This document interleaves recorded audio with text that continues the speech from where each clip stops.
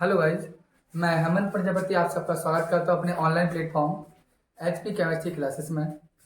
तो आपको पता है जैसा कि हमारी क्लास 10th की केमिस्ट्री में आपका एसिड बेस और सॉल्ट लेसन चल रहा था। इसमें हमने आपको 5 लेक्चर प्रोवाइड किए हैं कम्प्लीटली, और ये भी कहा था कि इनको आप नोटबुक में लिखते भी चलें।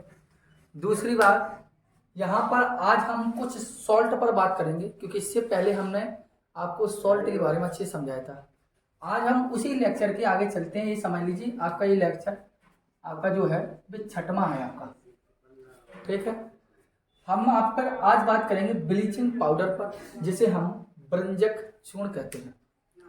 इसको हम आज पूरा कंप्लीट करेंगे। वीडियो छोटी होगी बट आपके लिए इतना बेनिफिट वाली होगी कि आपका समझ लीजिए 1 नंबर का क्वेश्चन कंप्लीट निश्चित तौर पर 100% करके देगी, ठीक है।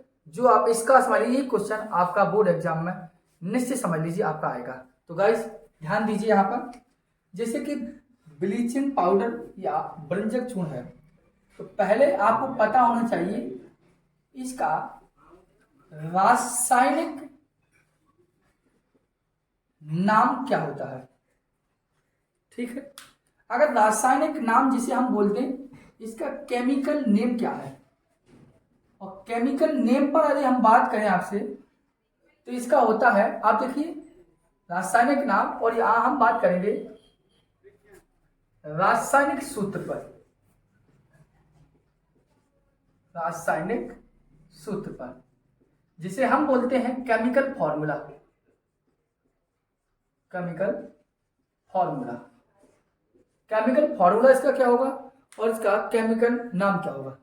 अगर हम इसकी केमिकल फॉर्मूले की बात करें तो आपको बता दें, इसका केमिकल फॉर्मूला होता है CaOCl2।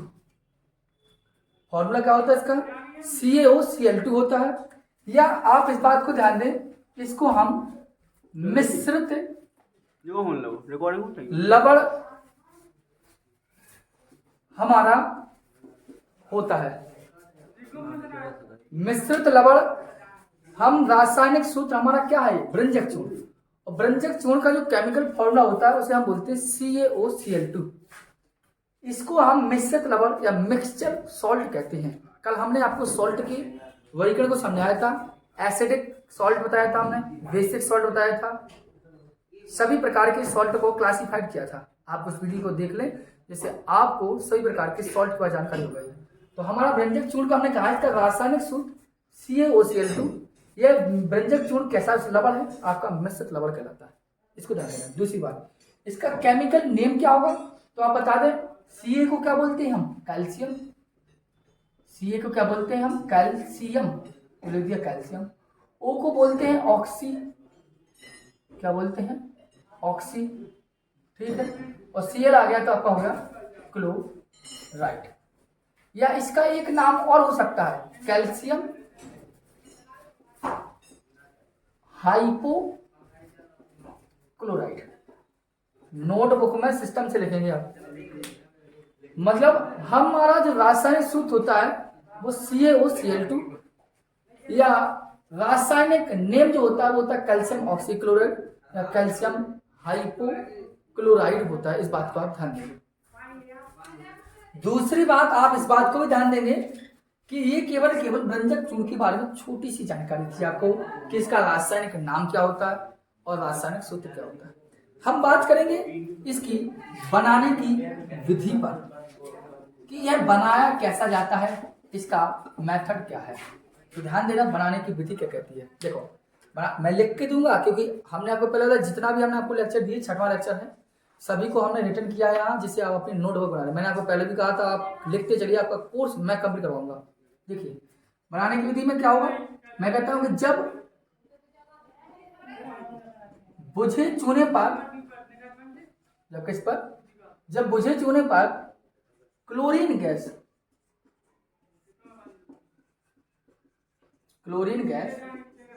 प्रवाहित करते हैं, तब क्लोरीन गैस क्या करेंगे? प्रवाहित करते हैं, तब हमारा क्या होता है? ब्रंजक चूर्ण। तब हमारा विरंजक चूर्ण प्राप्त होता है।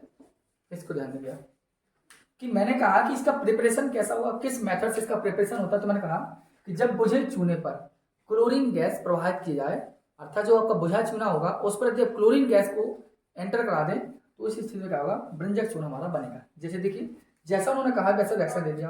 क्या कहा, बुझे चूने पर, तो ये लिखा आपका बुझा चूने का CaOH का फुल फॉर्म, ठीक है। मतलब बुझे चूने पर, बुझा चूना पर क्लोरीन, तो प्लस में लगा दो क्लोरीन, इक्वल कर दो, समझ गए। अब क्या होगा, इन दोनों को आपस में गर्म कराएंगे तो क्या होगा, ध्यान देना, कुछ नहीं करना है।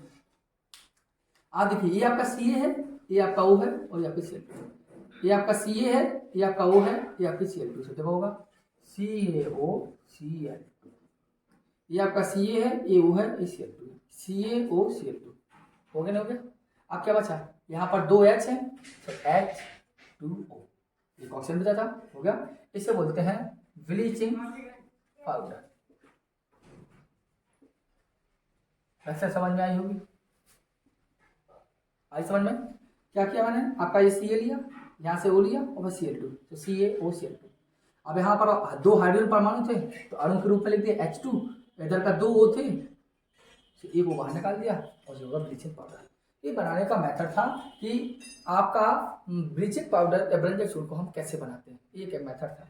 इसको आप लिख लीजिए, मैं मिटाता हूँ और अब बात करते हैं इनके गुणों पर।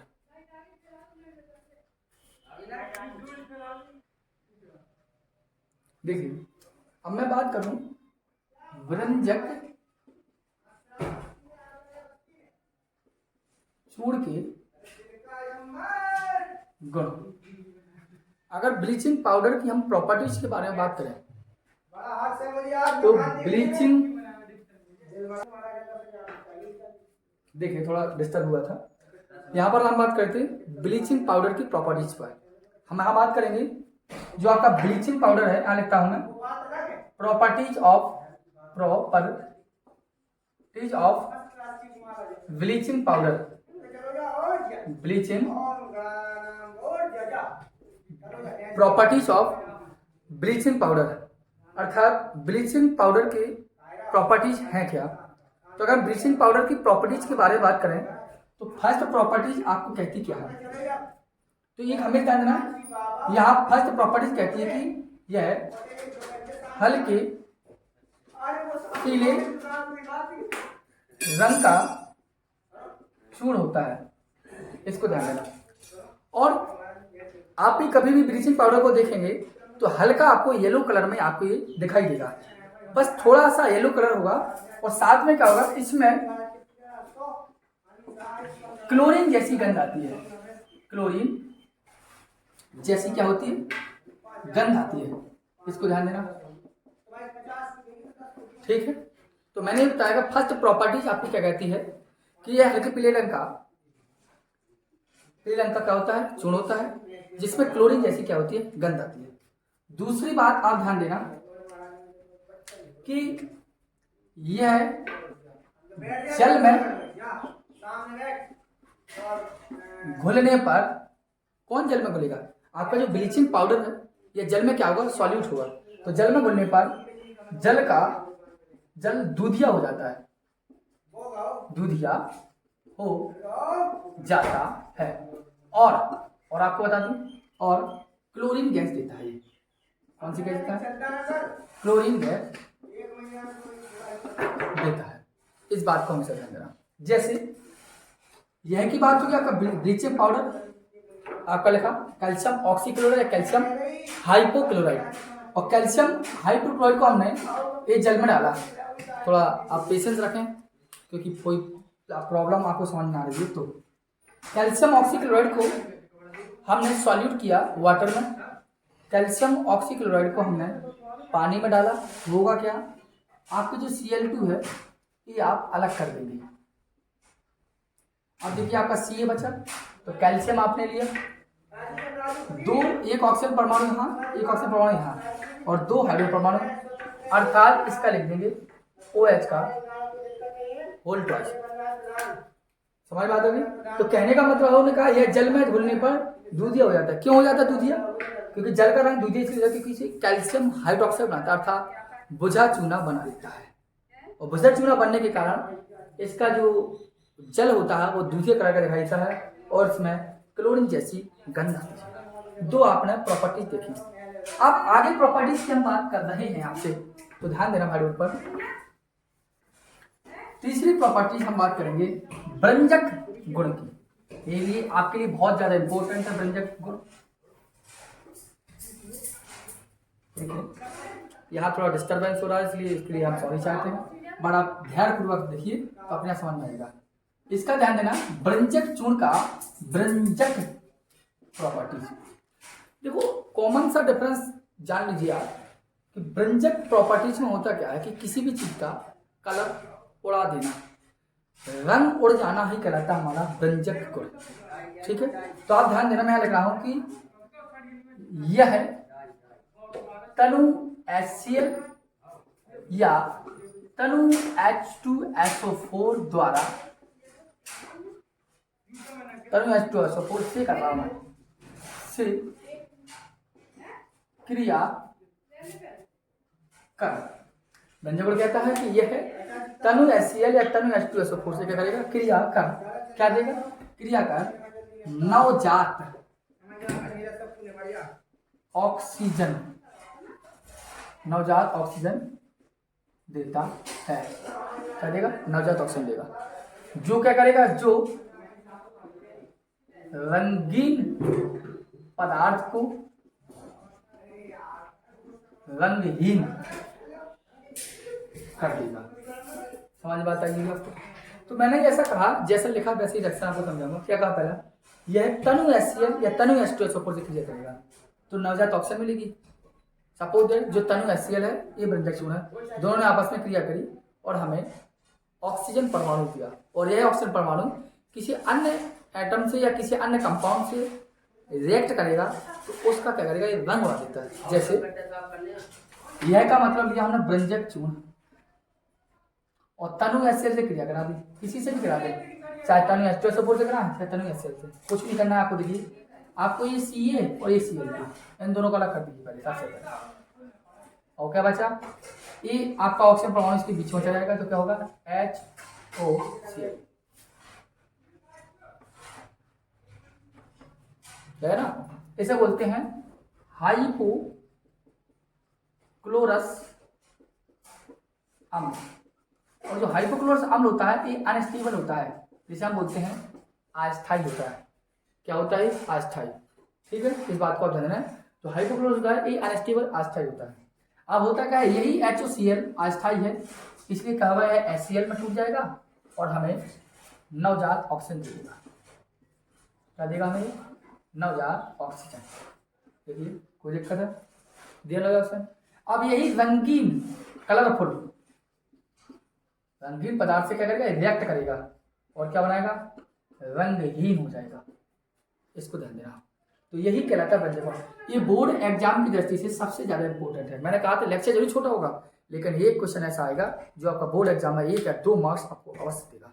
जैसे भ्रंजक गुण हमने कहा कि यह तनु HCl या तनु H2SO4 देगा, तो मैंने यह का मतलब भ्रंजक चूर्ण, जो ऑक्सीजन देगा हमें बाद में उसको क्या करेगा, रंगहीन कर देगा, कलरफुल से कलर लेस कर दिया था। भ्रंजक का मतलब ही होता है किसी भी कंपाउंड या किसी भी पदार्थ का रंग उड़ा दे, तो ये कहता है भ्रंजक गुण। समझ में आइए। अब यहाँ पर हम बात करेंगे कुछ उपयोग और एक रिएक्शन की, तो चलो आप समझिए, अगर ना समझ में तो हमें बताइए। चलिए कुछ गुण और देखते हैं। एक गुण और ध्यान देना, CO2 से क्रिया। सबसे पहला हमें होता है कि जल में रंग, वो क्या बोलते हैं, हल्के पीले रंग का होता है और इसके क्लोरीन जैसी गंध आती है। सेकंड हमें होता है कि यह जल में घुलकर दूधिया हो जाता है और क्लोरीन जैसी गंध देता है, क्लोरीन गैस देता है। तीसरा होता है भ्रंजक गुण, और ये समझिए आपका चौथा पॉइंट है। इसके बाद हम उपयोग बताएंगे। जल CO2 से क्रिया करें तो देखो ये आपका भ्रंजक चूर्ण और ये आपका CO2, आपको कुछ नहीं करना है। ये आप क्लोरीन गैस को अलग कर दीजिए, इसको अलग कर दीजिए क्लोरीन गैस को, और जब क्लोरीन गैस को आप अलग कर देंगे तो क्या बचा है, यहाँ Ca है तो Ca लिख लीजिए, यहाँ C है तो C, और O2 जी है, एक जी है तो या CO3। ठीक है, समझ में आई मेरी बात। तो कैल्शियम ऑक्सीक्लोराइड अर्थात जिसे हम बोलते हैं व्यंजक चूर्ण। इस व्यंजक चूर्ण ने क्या किया, CO2 से क्रिया करी और हमें क्लोरीन गैस दी। गैस इसलिए मैं तीर ऊपर लगा दिया, बात समझ में आई होगी। तो ये आपका व्यंजक गुण था। अब इसके हम कुछ उपयोग पर बात करते हैं, पर यूजेज, उपयोग। इसका यूज कहाँ है, व्यंजक चूर्ण का हम उपयोग कहाँ करते हैं।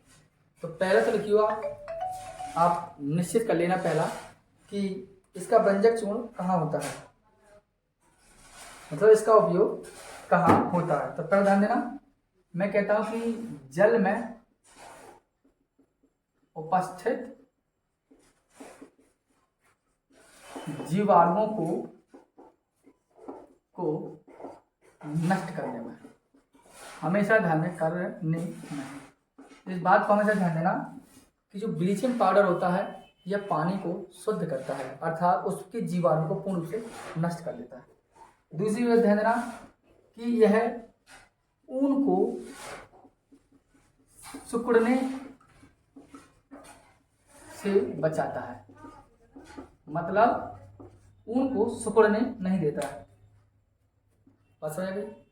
तीसरी यदि आप बात करें तो आपने देखा कि व्यंजक गुण देखा, हमें नवजात ऑक्सीजन मिला था, इसलिए यह ऑक्सी कारक के रूप में भी प्रयोग होता है। ठीक है। फोर्थ पॉइंट यदि हम देखें तो इसका उपयोग हम चीनी उद्योगों में भी करते हैं। ठीक है। और पांचवा पॉइंट है कि इसका उपयोग हम वायुमंडल से विषैली गैसों को हटाने में भी होता है। ठीक है, देखा होगा वहां तक। देखिए मैंने कहा उपयोग, इसका उपयोग क्या है, पहले तो देखा हमेशा ध्यान देना है कि अगर पानी गंदा हो जाए तो उसमें अगर पानी में जीवाणु हो गए तो उसको पानी को सबसे पहले व्यंजक चूर्ण शुद्ध करता है, अर्थात उसके जीवाणु को नष्ट कर देता है। पहली बात जानता है। दूसरी बार हम कहते हैं कि ऊन को सिकुड़ने से बचाता है, इस बात को अभी भूलना नहीं कि ऊन को सिकुड़ने से कौन बचाता है, आपका व्यंजक चूर्ण। दूसरी बात कि ये ऑक्सीकारक के रूप में कार्य करता है। तीसरा ये चीनी उद्योग में इसका प्रयोग होता है, और वायुमंडल में जो विषैली गैस होंगी उनको हटाने में भी इनका प्रयोग किया जाता है। तो हमने आपका व्यंजक चूर्ण टॉपिक कंप्लीट किया। ठीक है, और आप क्या करेंगे, आपका कर्तव्य केवल इतना है कि आप इस लेक्चर को अच्छे से पढ़ें और दूसरों को भी इस वीडियो को शेयर करें। इसको जरूर किया करें, वीडियो को शेयर अवश्य करें, क्योंकि आपके द्वारा ही हमारा कुछ कार्य हो जाएगा। ठीक है, तो आप पढ़िए और दूसरों को वीडियो अवश्य शेयर करें और चैनल को सब्सक्राइब अवश्य कर लें। धन्यवाद।